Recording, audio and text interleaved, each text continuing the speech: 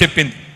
కేసీఆర్ ప్రభుత్వం వచ్చిన నాడు 2014 జూన్ 2 నాడు మొత్తం రాష్ట్రం నెత్తి మీద ఉన్న అప్పు 72,000 కోట్లు.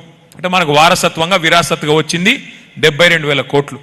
కేసీఆర్ ప్రభుత్వం దిగినాడు, కేసీఆర్ ప్రభుత్వం డిసెంబర్ 3, 2023 నాడు దిగిపోయిన నాడు రాష్ట్రం నెత్తి మీద ఉన్న అప్పు 3,52,000 కోట్లు. అంటే ఆ 72,000 తీసేస్తే కేసీఆర్ ప్రభుత్వం చేసింది 2,80,000 కోట్ల అప్పు. అంటే సంవత్సరానికి 28,000 కోట్లు. సరే, కేసీఆర్ అప్పు చేసిండు. ఏం చేసిండు మరి కేసీఆర్ గారు? అప్పు చేసి ఏం చేసిండు కేసీఆర్ అంటే, గరీబోళ్లకు 200 పెన్షన్ ఉంటే 2,000 రూపాయల పెన్షన్ చేసిండు. 46 లక్షల మందికి ఆసరాగా నిలబడ్డాడు కేసీఆర్.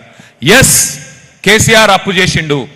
14 లక్షల మంది ఆడపిల్లలకు 1,00,000 రూపాయలు ఇచ్చి మేనమామలాగా కళ్యాణ లక్ష్మి షాదీ ముబారక్ పేరు మీద 14 లక్షల మంది ఆడపిల్లలకు పెళ్లి చేసిండు. ఎస్, కేసీఆర్ గారు అప్పు చేసిండు.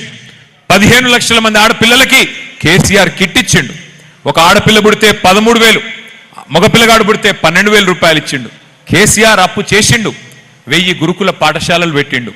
పెట్టి 6.5 లక్షల మంది ఎస్సీ, ఎస్టీ, బీసీ, మైనారిటీ పిల్లలకి ఒక్కొక్క పిల్లోడి మీద 1,20,000 రూపాయలు సంవత్సరానికి, నెలకు 10,000 రూపాయలు చొప్పున ఖర్చు పెట్టి మంచి చదువు చెప్పించే ప్రయత్నం చేసిండు.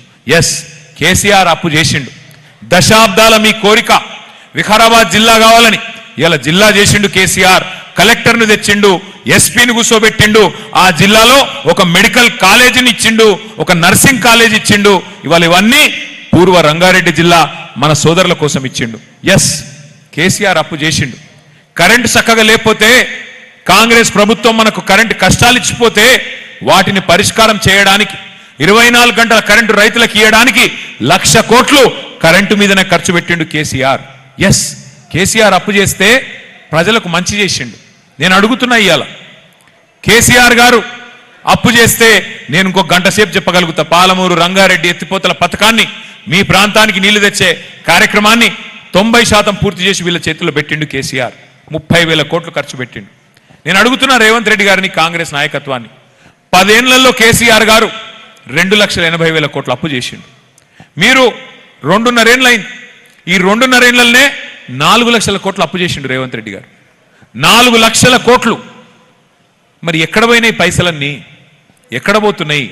రైతుల ధాన్యం కొనవు, యూరియా ఇయ్యవు, రైతు బంద్ వేయవు, చివరికి రైతుకు కరెంటు కూడా చక్కగా ఇయ్యవు. మరి ఏడవుతున్నాయి పైసలన్నీ? ఎవరు తీసుకుపోతున్నారు? ఆఖరికి కొనుగోలు కేంద్రాలకు పోతే, ఐకేపీ సెంటర్లకు పోతే ధాన్యం సంచులు లేవు. ధాన్యం సంచులు కూడా గవర్నమెంట్ ఇస్తలేదు. మరి ఏడవుతున్నాయని చెప్పి నేను కూడా తెలుసుకున్నా. సంచులన్నీ ఢిల్లీకి పోతున్నాయంట, మూటలు మూటలు కట్టుకొని. ముఖ్యమంత్రి, ఉప ముఖ్యమంత్రి, మంత్రులు, వాళ్ళెంబడ వీళ్ళు సామంతులు. ఎందుకయ్యా అంటే ఆయన రెగ్యులర్ సీఎం కాదు రేవంత్ రెడ్డి గారు, రెన్యువల్ సీఎం. అది రెన్యువల్ కావాలంటే టప్పాగా పడాలి, ఆడ పైసలు కట్టాలి, పైన కప్పం కట్టాలి, ఫీజు కట్టాలి, లేకపోతే నడవది. అందుకే ఇవాళ ఈ పరిస్థితి ఉన్నది రాష్ట్రానికి. ఇంకొక మాట, రియల్ ఎస్టేట్ కూలింది, కుప్పకూలింది. ఎందుకు?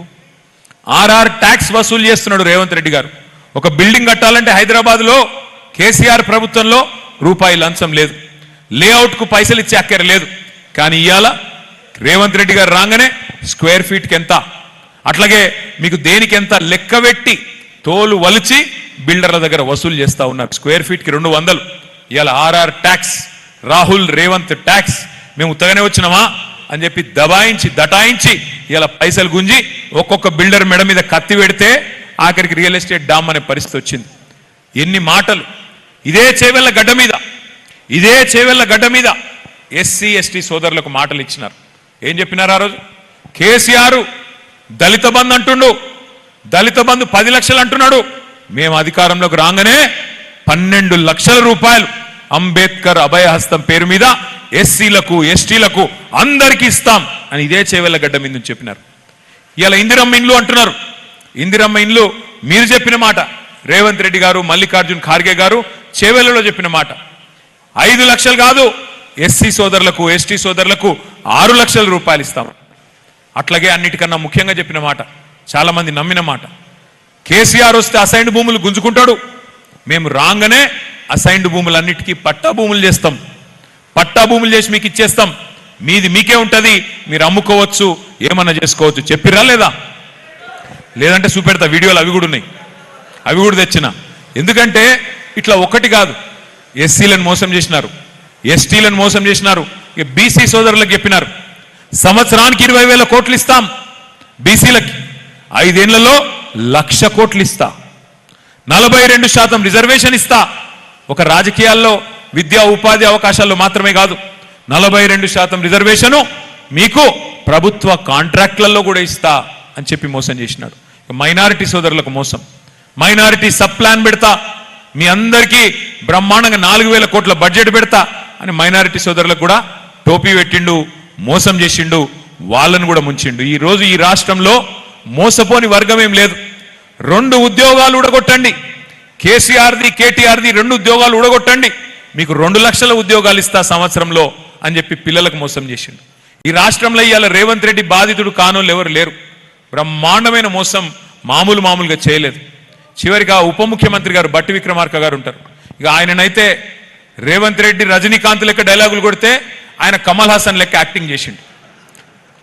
కార్డు పట్టుకొని, ఈ కార్డు భద్రంగా పెట్టుకోండి, 100 రోజులు దాచి పెట్టుకోండి, ఇంట్లో అల్మార్లో పెట్టుకోండి, ఆ గ్యారంటీ కార్డు, ఆ కార్డు క్రెడిట్ కార్డు లెక్క మా వాళ్ళు వస్తారు కాంగ్రెస్ వాళ్ళు 101వ దినం నుంచి దాన్ని పట్టుకొని పోయి మీ ఒక్కొక్క కుటుంబానికి 2,50,000 రూపాయలు సంవత్సరానికి ఇచ్చే బాధ్యత నాది అని బట్టి విక్రమార్క గారు కమల్ హాసన్ మించిన యాక్టింగ్ చేసిండు.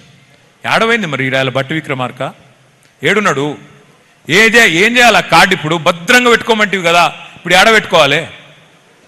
ఏం చేయాలి ఆ కార్డులతోని? అందుకే నేను అంటున్నా, ఆగం కావద్దు. అబద్ధాలు చెప్పంగానే ఇష్టం వచ్చినట్టు మాట్లాడంగానే ఒక ఆయన 15 లక్షలు వేస్తా అన్నాడు, పెద్ద మనిషి ఢిల్లీలో ఉన్న ఆయన.